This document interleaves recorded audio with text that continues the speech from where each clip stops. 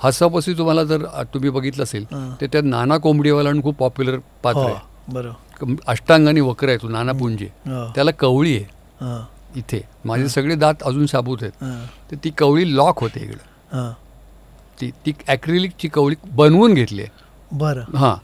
तर ती कवळी लॉक झाली की ती कवळी लावून बोलणं आणि प फ ब भ म ही अक्षर उच्चारणं याला प्रॅक्टिस लागते. नाहीतर ती कधी पडली वगैरे असं कधी झालं? पडत नाही. पण नाहीतर ते ओठा दात जर असे तुमचे असले तर प फ ब भ म असं बोलताना जरा लोकांना काय बोलला त्याला जशी प्रॅक्टिस लागते तसंच एकही दात तोंडात नाही, सगळे दात असताना एकही दात तोंडात नाही अशी ॲक्टिंग करणं यालाही प्रॅक्टिस लागते की ते परत शब्द कळायला लागतात.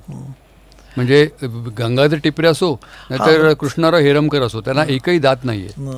दात नसलेल्याची ॲक्टिंग केली आणि दात लावून पण ॲक्टिंग केली.